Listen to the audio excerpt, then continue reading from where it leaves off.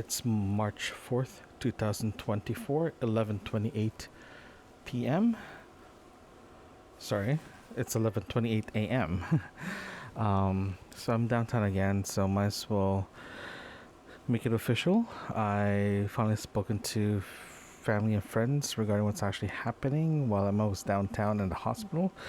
My mom was diagnosed with stage 4 cancer liver, and it's been spreading as well too.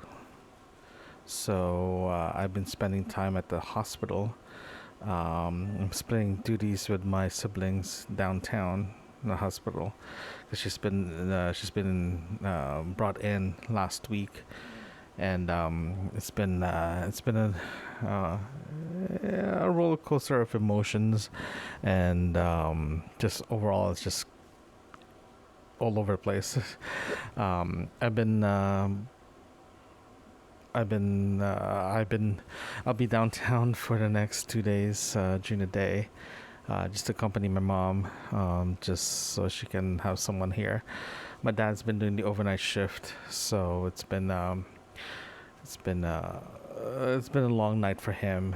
So I'm taking over for the next few days, and after that, the following after Wednesday, Thursday, I'll be doing overnight shifts here. Again, just to keep her company. Um, yeah, this has been a crazy time throughout the day, throughout this whole thing. We found out that she has stage 4 during Family Day. Family Day. Family Day, long weekend. She was complaining with pain, so we brought her in, and that's when they told us the bad news after all the tests.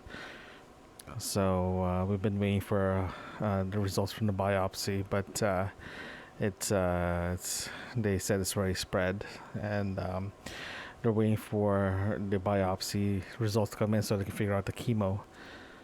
Yeah, so that's why I haven't been really putting a log together, and it's been sporadic. But that's what's been happening. So the goal is for me to be here until possibly until 4, then head home. Be part of the rush hour going home because the surprisingly getting out of the city is a lot easier. Getting out of downtown core, getting to the main to the Gardner, like the major artery to get out of the city, is actually a lot faster if you leave during rush hour because there's traffic wardens all over the city to facilitate the traffic. So it's a lot easier and faster doing leaving that time rather than before or after rush hour. Surprisingly, how weird is that? But yeah, so that's why I'm here. I did announce it to friends and family yesterday, and I'm just lucky that I have good friends and amazing friends and very supporting family, extended families, and when they found out, they were they're very concerned. So it's been crazy. Let's just say it's been crazy. Yeah, so she's been put on a isolation room, semi-isolation room. So every time I have to leave the room, I have to put a brand new gown, a brand new mask, a brand new more gown than anything else, and just make sure we separate everything that's coming in and coming out as much as possible. So yeah, that's what's been happening. It is 6:44 p.m. So I just got home. I'm actually at the car. I'm ready to go upstairs, but I just want to do a quick entry here. So today was actually pretty good. My mom's actually doing a lot better, but at the same time still having some issues. Um, she was in the ISO ward, like isolated room, but now they lifted her isolation. Now she's actually being moved to. She just got moved to semi-private. So that's an interesting move this afternoon. She Because we're so used to having a private room because of the isolation side of it. When she got moved, we were like, "Oh, this is smaller than it should be." But the good news is, her roommate's leaving tomorrow, so she's being moved to her location. so it's a bigger area for us. So that's a good thing.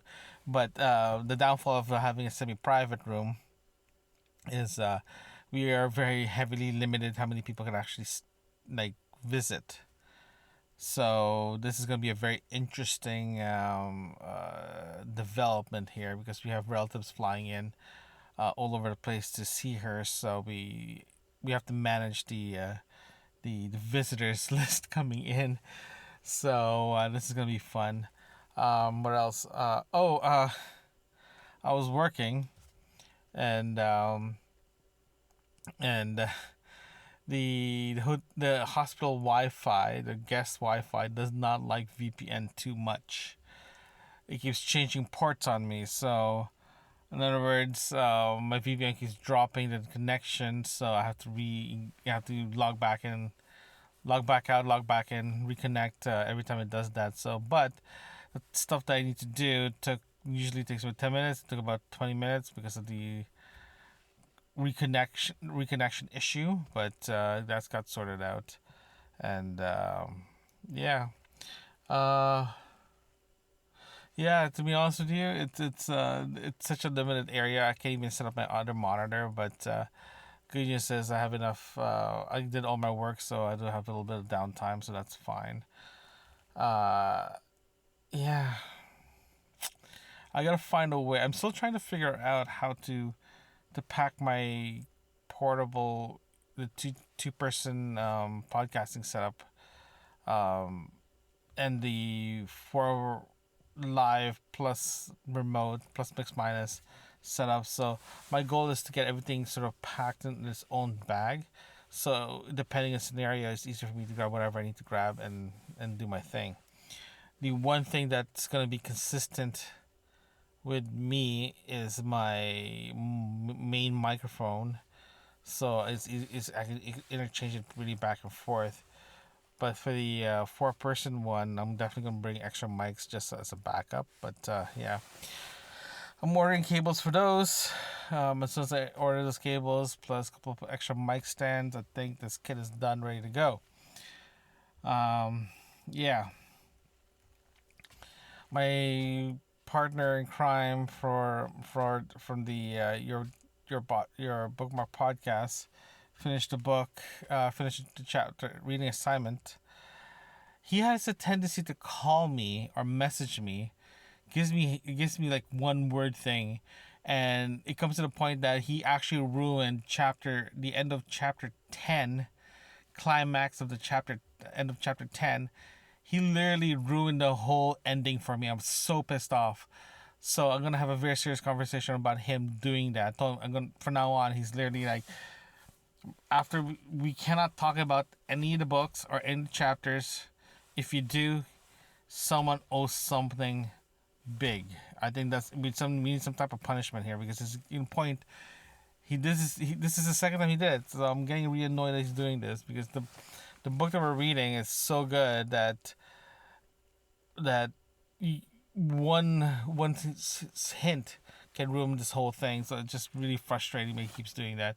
This is not the first time he's doing it. He did it several times in different books. So I need to have a serious conversation about that because the premise of this is to actually have an honest conversation about the reading assignment and have a conversation about it, not like you ruined it. You ruined it. It's sort of like it loses the the the feel of reading something like, it's like someone tells you the ending of a movie and you're like, WTF, buddy, what the hell are you doing? That's how it is, and it's like really frustrating. That's actually these are my problems. Yeah, so yeah, so I'm gonna go upstairs and have dinner and take a shower and go to bed. See you guys.